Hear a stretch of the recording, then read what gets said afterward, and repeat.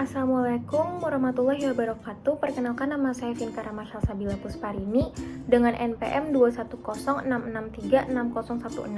Dalam kesempatan kali ini saya akan memaparkan materi mengenai batuan dalam rangka memenuhi tugas praktikum geografi fisik. Di slide pertama yaitu ada jenis-jenis batuan. Batuan pada dasarnya terdiri jadi 3. Yang pertama, batuan beku.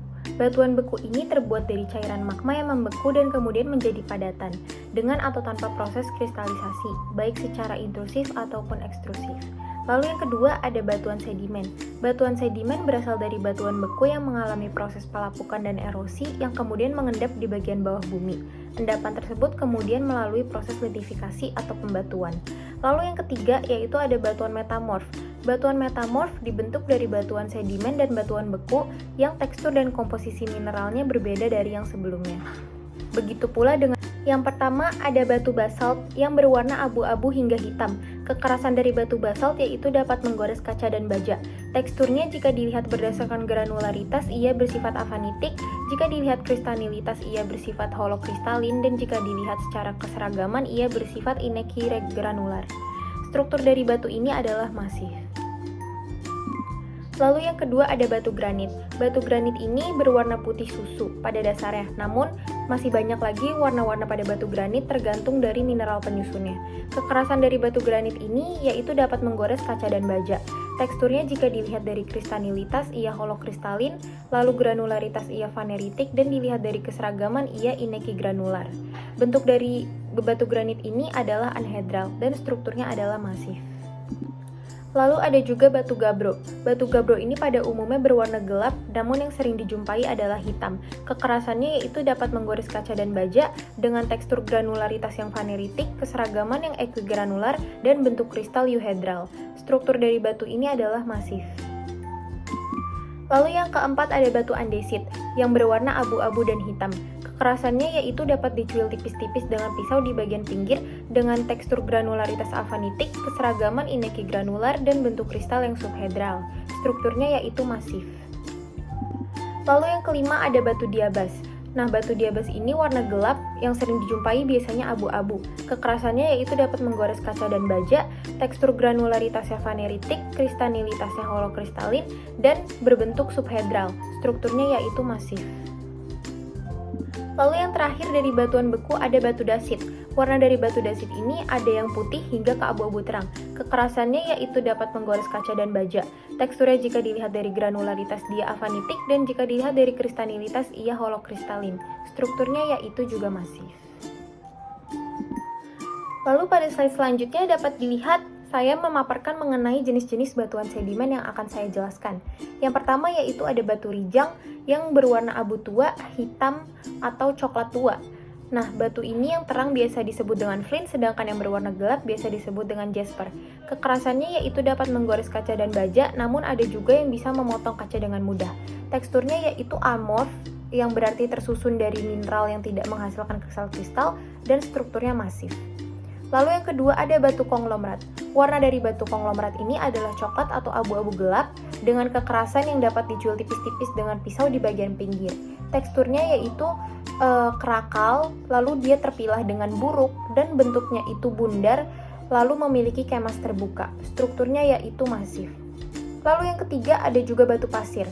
Batu pasir ini memiliki banyak warna, namun umumnya berwarna coklat muda, coklat kuning, merah, abu-abu, dan putih. Kekerasannya yaitu dapat menggores kaca dan baja dengan tekstur yang halus dan terpilah dengan sangat baik. Kebundarannya yaitu menyudut dan kemasnya bersifat tertutup. Strukturnya yaitu masif. Nah, lalu ada juga batu gamping numulites. Warna dari batu gamping numulites ini adalah abu-abu kehitaman. Kekerasannya yaitu dapat tergores oleh kuku ibu jari jika searah dengan bidang belahnya, dan ada juga yang dapat dengan mudah digores dengan pisau. Deskripsi pendeknya yaitu biasa disebut dengan batu kapur. Nah, struktur dari batu gamping numulites ini adalah fosiliferus. Lalu yang kelima ada juga batu gamping merah.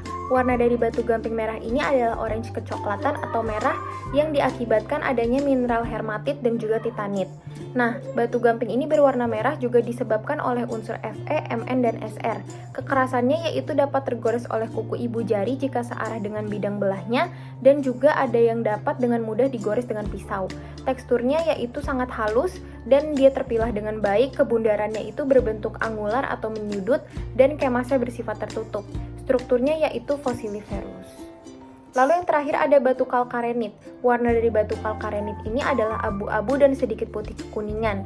Komposisinya yaitu feldspar, muskovit, kalsit, dan plagioklas. Teksturnya yaitu arenit. Nah, dia juga terpilah secara baik. Kebundarannya yaitu berbentuk bundar atau round, dan kemasnya itu bersifat tertutup. Strukturnya yaitu masif. Kemudian di slide selanjutnya ada jenis batuan yang terakhir yaitu batuan metamorf.